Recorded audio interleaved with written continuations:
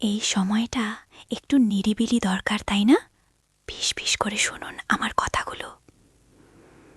আমার নাম পিয়ালি। আমার বাড়ি বর্ধমানের একটা ছোট্ট গ্রামে। গ্রামের নাম বলবো না, তবে এমনই একটা নিভৃত কোণ যেখানে আজও মানুষের চোখ অনেক তীক্ষ্ণ, গান অনেক সজাগ। প্রায় 7 বছর হয়ে গেল আমার বিয়ে হয়েছে। বাপের বাড়ি ছেড়ে এসে এই সংসারে প্রথম নিজেকে কেমন যেন অচেনা লাগত। অজান্তেই মনে হতো আমি যেন একটা অচেনা গোলক ধাঁধায় বন্দী হয়ে গেছি। এই বাড়ির সব মানুষেরা ভালো, স্বামীও খুব ভালোবাসেন, কিন্তু একটা অদৃশ্য দেওয়াল যেন সব সময় ঘিরে থাকতো আমাকে। আমার স্বামী অয়ন কর্মসূত্রে বেশিরভাগ সময় বাইরেই কাটাতো। মাস 2 পর আসত, 2-4 দিন থেকে আবার চলে যেত। আমি জানতাম এটা তার পেশারই অঙ্গ, তবুও মনটা কেমন খাঁ খাঁ করত। নতুন বউ হয়ে এসেছিলাম, মনের কন্দরে কত স্বপ্ন ছিল, কত আবদার ছিল, সব যেন নীরব হাহাকারে পরিণত হচ্ছিল। বাড়ির অন্য সদস্যরা সবাই ব্যস্ত থাকত নিজেদের কাজ নিয়ে, আর আমি দিনভর কাজ মিটিয়ে একা একা বারান্দায় বসে সূর্যাস্ত দেখতাম, কিংবা রান্নাঘরের জানলা দিয়ে দূরের ধানক্ষেতের দিকে তাকিয়ে উদাস হয়ে থাকতাম। আমার একাকিত্বটা যেন দিনের পর দিন গাঢ় হয়ে উঠছিল। এই একাকিত্বের মাঝেই কখন যেন অজান্তেই আমার জীবনে সূর্যোদয়ের মতো এসেছিল আমার দেবর রোহন, অয়নের ছোট ভাই। তখন সে কলেজে পড়ত, আমার থেকে প্রায় 4 বছরের ছোট। প্রথম তার সাথে আমার তেমন কোনো কথা হতো না। সে তার বন্ধুদের নিয়ে ব্যস্ত থাকত, আর আমি আমার নীরব জগৎ নিয়ে। তবে চোখের আড়াল হতো না, সে পাশ দিয়ে গেলে কেমন একটা অনুভূতি হতো।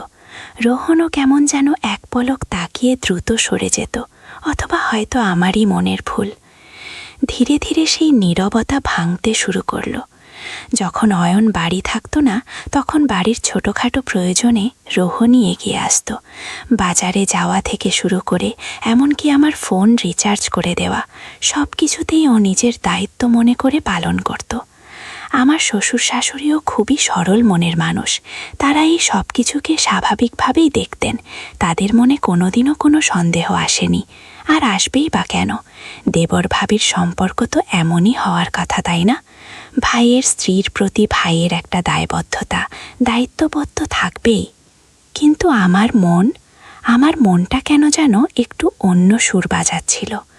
প্রথম দিকে আমি নিজেই নিজেকে বোঝাতাম এটা শুধুই স্নেহ, ছোট দেবর, তাই ওর প্রতি একটা মায়া জন্মেছে। কিন্তু সেই মায়াটা কখন যে আমার অজান্তেই একটা অন্য রূপ ধারণ করছিল, আমি নিজেও বুঝতে পারিনি। রোহন যখন কলেজে যেত, তখন ওর জামা কাপড়ের বিষয়ে আমি একটু বেশি নজর দিতাম। কোনটা পরলে ওকে ভালো দেখাবে, কোনটা ওর সাথে মানাবে না, এই নিয়ে আমার একটু অদ্ভুত রকমের আগ্রহ ছিল।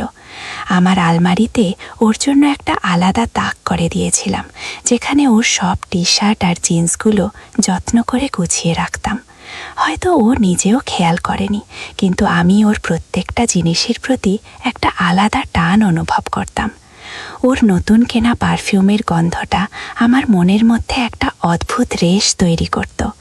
মনে হতো এই গন্ধটা শুধু ওরই জন্য, আর এই গন্ধটা আমাকে ওর আরও কাছে টেনে নিচ্ছে। রোহনের সাথে আমার কথা বলার মাত্রাটা বাড়তে শুরু করলো। সারাদিনের কাজের ফাঁকে যখনই সময় পেতাম, ওর ঘরে গিয়ে বসতাম। কলেজের গল্প শুনতাম, ওর বন্ধুদের কথা শুনতাম, এমনকি ওর ভালো লাগা খারাপ লাগা নিয়েও কথা বলতাম। আমার কাছে এসব শুনতে ওরও ভালো লাগতো। ও হয়তো ভাবতো আমি ওর বন্ধুর মতো বা ওর বড় দিদির মতো, কিন্তু আমার মনে কী চলছিল তা শুধু আমিই জানতাম। ওর চোখের দিকে তাকালে কেমন একটা অদ্ভুত শূন্যতা অনুভব করতাম। মনে হতো ওর চোখেও যেন আমার মতোই কিছু না বলা কথা লুকিয়ে আছে। ওর ঠোঁটের হাসিটা আমার মনের গভীরে একটা শীতল স্রোত বইয়ে দিত। এক দুপুরে আমার শরীরটা খুব খারাপ লাগছিল, মাথা ভার হয়েছিল, আর কেমন একটা জ্বর জ্বর ভাব। অয়ন তখন বাইরে, বাড়িতে শাশুড়ি মাও ছিলেন না। তিনি পাশের গ্রামে এক আত্মীয়র বাড়িতে গিয়েছিলেন। ঘরে শুয়েছিলাম, এমন সময় রোহন আমার ঘরে এলো। ওর হাতে এক গ্লাস জল আর একটা ব্যথানাশক ওষুধ। বলল, ভাবি কেমন লাগছে এখন? মা তোমাকে এভাবে শুয়ে থাকতে দেখে গেল আর বলে গেল আমাকে তোমাকে ওষুধটা খাইয়ে দিতে। ওর কথাগুলো যেন আমার কানের কাছে একটা নরম সুরের মতো বাজছিল। আমি উঠে বসলাম, ওষুধটা খেলাম। ও আমার কপালে হাত রেখে দেখল জ্বর আছে কিনা। ওর হাতের স্পর্শে আমার সারা শরীর যেন শিহরিত হয়ে উঠল। মনে হল এই মুহূর্তটা যেন চিরকাল এভাবেই স্থির হয়ে থাকুক। আমি চোখ বুজে ওর হাতের স্পর্শটা অনুভব করছিলাম। ও দ্রুত হাত সরিয়ে নিল, কিন্তু সেই স্পর্শের রেশ আমার মনে দীর্ঘক্ষণ রয়ে গেল। সেই দিন আমার মনটা যেন এক নতুন দোলাচলে দুলতে শুরু করল। এরপর থেকে ওর সাথে আমার মেলামেশা আরও সহজ হয়ে উঠল। সন্ধ্যার পর প্রায়ই আমরা বারান্দায় বসে গল্প করতাম। কখনো সেদিনের কলেজের ঘটনা, কখনো আমার গ্রামের বাড়ির গল্প, কখনো বা শুধুই নীরবতা। সেই নীরবতাতেও একটা অদ্ভুত ভাষা ছিল, যা শুধু আমরা দুজনেই বুঝতে পারতাম। চাঁদের আলোয় ওর মুখটা কেমন মায়াবী লাগত। আমি অপলক তাকিয়ে থাকতাম ওর দিকে, আর ও হয়তো আমারই চোখের গভীরতা বোঝার চেষ্টা করত। আমি ওর দিকে এমনভাবে তাকাতাম যেন মনে হতো ওর চোখের ভেতরে ডুব দিয়ে ওর মনের সব কথা জেনে নিতে চাইছি। ও হয়তো বুঝতে পারত আমার দৃষ্টির গভীরতা, তাই মাঝে মধ্যে মৃত হেসে চোখ নামিয়ে নিত। ওর সেই লাজুক হাসিটা আমার মনে নতুন এক স্পন্দন জাগিয়ে তুলত। এক রাতে লোডশেডিং হয়েছিল। পুরো গ্রাম অন্ধকারে ডুবেছিল। আমি রান্নাঘরের কাজ করছিলাম, হঠাৎ একটা চিৎকার শুনে চমকে উঠলাম। দেখি রোহন সিঁড়ি থেকে পা পিছলে পড়ে গেছে। দ্রুত ছুটে গেলাম ওর কাছে। ও হাঁটুতে বেশ চোট পেয়েছিল। ওর হাতে ধরে তাকে তুলে বসানোর চেষ্টা করলাম। ওর শরীরটা আমার শরীরের সাথে প্রায় লেগেছিল। অন্ধকারে সেই স্পর্শটা যেন আরও তীব্র হয়ে ধরা দিচ্ছিল। ওর উষ্ণতা আমার সারা শরীরে ছড়িয়ে যাচ্ছিল। ওকে ধরে ধরে ওর ঘরে নিয়ে গেলাম। একটা মোমবাতি জ্বালিয়ে ওর হাঁটুতে গরম তেল মালিশ করে দিতে লাগলাম। ওর মুখটা যন্ত্রণায় কুঁচকেছিল, কিন্তু আমার দিকে তাকিয়ে ও একটা দুর্বল হাসি দিল। আমার হাতটা ওর হাঁটুতে আলতোভাবে চলছিল, আর আমার মনের মধ্যে যেন এক অন্য ঝড় বইছিল। মালিশ করতে করতে কখন যেন আমার হাতটা ওর উরুর কাছে চলে গিয়েছিল। আমি চমকে হাত সরিয়ে নিতে যাচ্ছিলাম, কিন্তু ও আমার হাতটা চেপে ধরল। বলল, থাক ভাবি, দাও না একটু, ভালো লাগছে। ওর কথা শুনে আমার সারা শরীরে কাঁটা দিয়ে উঠল। আমি ওর মুখের দিকে তাকালাম। মোমবাতির আবছা আলোয় ওর চোখ দুটো কেমন জ্বলজ্বল করছিল। মনে হলো ও যেন আমার মনের গভীরে কি চলছে তা সব বুঝতে পারছে। আমি আর কিছু বলতে পারলাম না। চুপচাপ ওর উরুতে হাত বোলাতে লাগলাম। ওর নিঃশ্বাসের শব্দ আমার কানের কাছে স্পষ্ট হয়ে উঠছিল। সেই রাতটা আমার জীবনের এক নতুন অধ্যায় শুরু করেছিল। আমি জানতাম আমি একটা ভুল পথে পা বাড়াচ্ছি, কিন্তু এই ভুলটা আমার কাছে তখন আর ভুল মনে হচ্ছিল না। আমার মন যেন এই ভুলটাকেই আঁকড়ে ধরতে চাইছিল। দিন যত যাচ্ছিল আমাদের সম্পর্কের গভীরতা তত বাড়ছিল। আমাদের দৃষ্টি বিনিময়, স্পর্শের অনুভূতি, কথার ভঙ্গিমা সবকিছুতেই একটা আলাদা টান চলে এসেছিল। আমি যখন শাড়ি পরে রান্নাঘরে কাজ করতাম, তখন ও হয়তো পেছনে এসে দাঁড়াত। কখনো ফ্রিজ থেকে জল নেওয়ার নাম করে, কখনো অন্য কোনো অজুহাতে। ওর নিঃশ্বাসের উষ্ণতা আমার ঘাড়ে অনুভব করতাম। আমার চুলগুলো একটু উস্কো খুস্কো হয়ে গেলে ও আলতো করে আমার চুল ঠিক করে দিত। ওর আঙুলের হালকা স্পর্শে আমার সারা শরীর যেন কেঁপে উঠত। আমি জানতাম এটা ঠিক নয়, এই সম্পর্কটা সমাজের চোখে ঘোর অন্যায়, কিন্তু আমার মন যেন কোনো যুক্তি মানছিল না। আমার ভেতরে এক অদ্ভুত আকাঙ্ক্ষা জন্ম নিচ্ছিল, যা আমাকে প্রতি মুহূর্তে ওর আরও কাছে টেনে নিচ্ছিল। একদিন বিকেলে আমি পুকুর ঘাটে বাসন মাজছিলাম। শাড়িটা বেশ ভেজা ছিল, কোমর পর্যন্ত জলকাদা লেগেছিল। ঠিক সেই সময় রোহন এলো। ওর চোখে কেমন এক অদ্ভুত চাহনি। আমার শরীর যেন আপনা আপনিই সজাগ হয়ে উঠল। ও আমার দিকে তাকিয়ে একটা দীর্ঘশ্বাস ফেলল। আমি ওর দিকে তাকাতেই ও চোখ নামিয়ে নিল। তারপর বলল, ভাবি, তুমি একা একা এত কাজ করো, কষ্ট হয় না তোমার? ওর কথায় একটা সহানুভূতি ছিল, কিন্তু আমার মনে হলো তার থেকেও বেশি কিছু ছিল। আমি হাসার চেষ্টা করে বললাম, অভ্যাস হয়ে গেছে। ও আরও কিছুক্ষণ দাঁড়িয়ে রইল, তারপর আমার দিকে একটা জলভরা দৃষ্টি দিয়ে চলে গেল। সেই মুহূর্তটা আমার মনে একটা গভীর দাগ কেটেছিল। আমি বুঝতে পারছিলাম আমি ওর কাছে কেবল একজন ভাবি নই, আমি এখন আপনাদের সামনে বসে আছি। আমার পরনে একটা হালকা নীল রঙের সুতির শাড়ি। এই শাড়িটা আমার স্বামী এনে দিয়েছিলেন, কিন্তু আজ এটা আমার কাছে যেন অন্য কোনো ইঙ্গিত বহন করছে। শাড়ির আঁচলটা আলতো করে আমার কাঁধ থেকে নেমে এসেছে, আর আমার চুলগুলো হালকা বাতাসে উড়ছে। আমার চেহারাটা হয়তো খুব সুন্দরী না, তবে অনেকেই বলে আমার চোখ দুটোতে নাকি কেমন একটা মায়া আছে, আর আমার হাসিটা নাকি খুব নিষ্পাপ। আজ সেই হাসিটার আড়ালে লুকিয়ে আছে এক গভীর বিষণ্ণতা, এক অজানা অপরাধবোধ। দয়া করে আমার চ্যানেলটা সাবস্ক্রাইব করুন। আমার মতো আরও অনেক পিয়ালি আছে যাদের গল্পগুলো হয়তো আপনাদের কাছে পৌঁছে দিতে পারব। আমাদের সম্পর্কটা যেন একটা চোরাবালির মতো ছিল। যত বেশি বেরোনোর চেষ্টা করতাম তত বেশি তলিয়ে যেতাম। অয়ন যখন বাড়ি আসত তখন আমি কেমন অস্থির হয়ে থাকতাম। রোহনের সাথে আমার কথা বলা, চোখে চোখ রাখা, সবকিছুতেই একটা দ্বিধা কাজ করত। অয়নের অনুপস্থিতিতে যে অবাধ স্বাধীনতা আমরা উপভোগ করতাম, তার উপস্থিতিতে তা যেন শিকলবন্দী হয়ে যেত। এই লুকোচুরি খেলাটা আমার মনকে আরও বেশি পীড়া দিত। আমি জানতাম এটা ঠিক নয়, কিন্তু আমার মনটা যেন কিছুতেই রোহনকে ভুলতে পারছিল না। রোহনও অয়নের সামনে কেমন শান্ত হয়ে যেত। ওর চোখ আমার দিকে আসত না, ওর ঠোঁটে সেই মৃদু হাসিটাও দেখা যেত না। আমি বুঝতে পারতাম ও নিজেও এই লুকোচুরির কষ্টটা অনুভব করছে। আমরা যেন দুজন অপরাধীর মতো অয়নের সামনে অভিনয় করতাম। অয়ন আমাদের সম্পর্কের গভীরতাটা ধরতে পারত না। ওর চোখে আমরা দুজন শুধুমাত্র দেবর ভাবেই ছিলাম, কিন্তু আমাদের ভেতরের জগৎটা ছিল সম্পূর্ণ অন্যরকম। একবার অয়ন মাসখানেকের জন্য বাড়িতে এসেছিল। সেই 1 মাস আমাদের দুজনের কাছে যেন নরকের মতো ছিল। রোহন আমার থেকে দূরে থাকত, যেন আমাকে এড়িয়ে চলত। আমি ওর চোখাচোখি ধরার চেষ্টা করতাম, কিন্তু ও সবসময় মুখ ঘুরিয়ে নিত।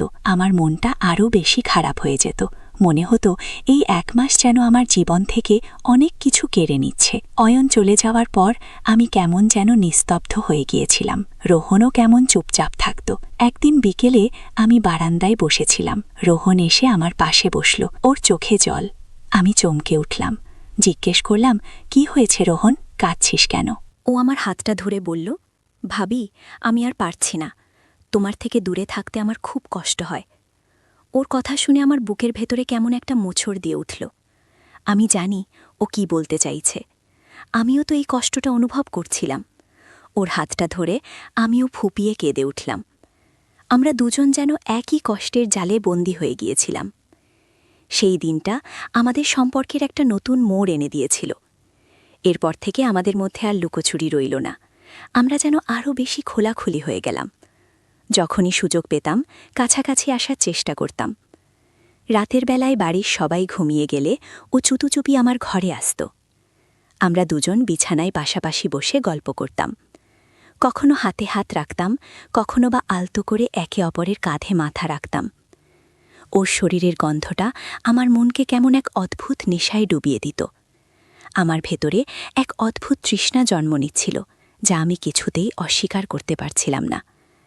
একদিন ও আমার হাতটা ধরে ওর বুকের ওপর রাখল। ওর হৃৎস্পন্দন আমি আমার হাতের তালুতে অনুভব করতে পারছিলাম। ওর চোখ দুটো কেমন জ্বলছিল। আমি ওর দিকে তাকাতেই ও আমার দিকে আরও ঝুঁকে এলো। ওর নিঃশ্বাসের উষ্ণতা আমার মুখে এসে পড়ছিল। আমি চোখ বুজে নিলাম। মনে হলো এই মুহূর্তটা যেন চিরকাল এভাবেই স্থির হয়ে থাকুক। আমি জানি আমি ভুল করছি, কিন্তু এই ভুলটা আমার কাছে তখন আর ভুল মনে হচ্ছিল না। আমার মন যেন এই ভুলটাকেই আঁকড়ে ধরতে চাইছিল। ওর ঠোঁটটা আমার কানের কাছে এসে ফিসফিস করে বলল, আমি তোমাকে খুব ভালোবাসি ভাবি। ওর কথাগুলো আমার কানের ভেতর দিয়ে আমার মনের গভীরে প্রবেশ করল। আমার সারা শরীর যেন বিদ্যুৎস্পৃষ্ট হল। আমি কিছু বলতে পারলাম না, শুধু ওর হাতটা আরও শক্ত করে ধরলাম। এইভাবে চলতে লাগলো আমাদের গোপন অভিসার। আমরা দুজনেই যেন একটা ঘোরের মধ্যে ছিলাম। সমাজ, সংসার, স্বামী, দেবর, সব সম্পর্ক যেন আমার কাছে তখন অর্থহীন মনে হচ্ছিল। আমার কাছে তখন শুধু রোহনই ছিল আমার একমাত্র জগৎ। কিন্তু এই সুখটা যে ক্ষণিকের, এই সম্পর্কটা যে এক মরীচিকা, তা আমি তখনও বুঝতে পারছিলাম না। আমার মনটা অন্ধ হয়ে গিয়েছিল ওর ভালোবাসায়। আমাদের এই গোপন সম্পর্কের কথা বাড়ির কেউ জানতে পারেনি। আমরা দুজনেই খুব সাবধানে চলতাম। দিনের বেলায় স্বাভাবিক দেবর ভাবির মতোই আচরণ করতাম, কিন্তু রাতের অন্ধকারটা ছিল আমাদের। সেই অন্ধকারটা যেন আমাদের আরও বেশি উন্মুক্ত করে দিত। আমার মনে হতো এই অন্ধকারে আমরা যা করছি তা বুঝি কেউ দেখতে পাচ্ছে না। কিন্তু বিবেকের চোখ তো আর অন্ধ হয় না, সে তো সব কিছুই দেখছিল। তবে আমার মনে ধীরে ধীরে একটা অপরাধ বোধ জন্ম নিচ্ছিল। অয়ন আমার স্বামী, সে আমাকে ভালোবাসে, আমার সব চাহিদা পূরণ করার চেষ্টা করে, আর আমি তার সাথে বিশ্বাসঘাতকতা করছি। এই ভাবনাটা আমার মনকে কুড়ে কুড়ে খাচ্ছিল। রাতের বেলায় যখন রোহন চলে যেত, তখন আমি একা একা বিছানায় শুয়ে কাঁদতাম।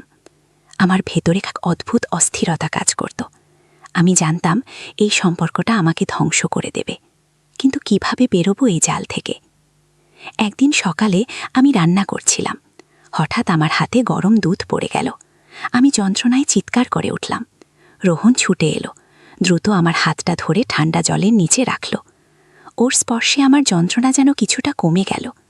ও আমার দিকে তাকিয়ে বলল, ঠিক আছে ভাবি, খুব লেগেছে? ওর চোখে একটা গভীর উদ্বেগ।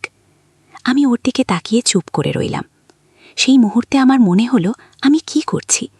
আমি কেন এই সম্পর্কটাকে আর টানছি? এই ছেলেটা আমার জীবনটাকে আরও জটিল করে তুলছে।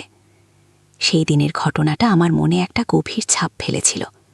আমি বুঝতে পারছিলাম আমাকে একটা কঠিন সিদ্ধান্ত নিতে হবে। এই সম্পর্কটা এভাবে চলতে পারে না। এটা আমাকে এবং রোহন দুজনকে ধ্বংস করে দেবে। অয়নের সাথে আমার সম্পর্ক, আমার সংসার সব নষ্ট হয়ে যাবে। আমি আমার নিজের কাছে প্রতিজ্ঞা করলাম, এই ভুলটা আমাকে শুধরে নিতে হবে। আমি রোহনকে বোঝানোর চেষ্টা করলাম। বললাম, শোন রোহন, আমরা যা করছি তা ঠিক নয়। এটা আমাদের দুজনের জন্যই খারাপ। ও আমার কথা শুনে খুব কষ্ট পেল। ওর চোখে জল এসে গেল। বলল, কেন ভাবি, তুমি কি আমাকে আর ভালোবাসো না? ওর এই প্রশ্নটা আমাকে আরও বেশি কষ্ট দিচ্ছিল। আমি জানি আমি ওকে ভালোবাসি, কিন্তু এই ভালোবাসাটা যে ভুল তা আমাকে মানতেই হবে। আমি ওকে বোঝানোর চেষ্টা করলাম, রোহন, ভালোবাসাটা শুধু শারীরিক আকর্ষণ নয়, এটা একটা গভীর সম্পর্ক, যেখানে দায়িত্ববোধ আর সম্মান থাকে। আমাদের সম্পর্কটা হয়তো আবেগপ্রবণ, কিন্তু এতে কোনো ভবিষ্যৎ নেই।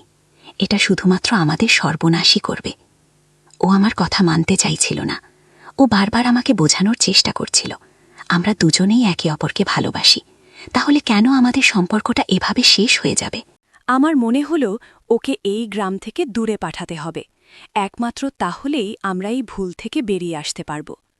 আমি আমার শ্বশুর শাশুড়ির সাথে কথা বললাম, রোহন তো এখন কলেজে পড়ছে, ওকে যদি বড় শহরে পাঠিয়ে দেওয়া হয় তাহলে ওর পড়াশোনা আরও ভালো হবে, আর ওর ভবিষ্যতও উজ্জ্বল হবে।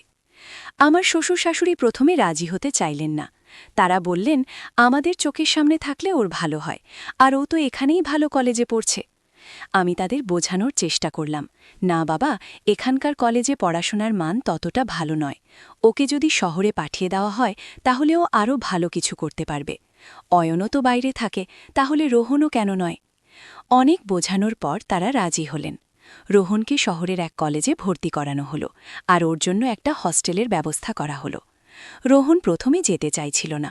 ও জানত আমি কেন এমন করছি। ও আমার কাছে এসে বারবার অনুরোধ করল, ভাবি, তুমি আমাকে যেতে বলো না, আমি তোমাকে ছাড়া থাকতে পারবো না। ওর কথা শুনে আমার বুক ফেটে যাচ্ছিল। আমিও তো ওকে ছাড়া থাকতে পারবো না, কিন্তু আমার মন আমাকে বলছিল, এটা ঠিক, এটাই একমাত্র পথ। আমি জোর করে ওকে যেতে বললাম। ওর চোখ দিয়ে জল গড়িয়ে পড়ছিল, আমারও চোখ দিয়ে জল পড়ছিল, কিন্তু আমি ওকে দেখতে দিচ্ছিলাম না। আমি শক্ত হয়ে রইলাম। ও চলে গেল।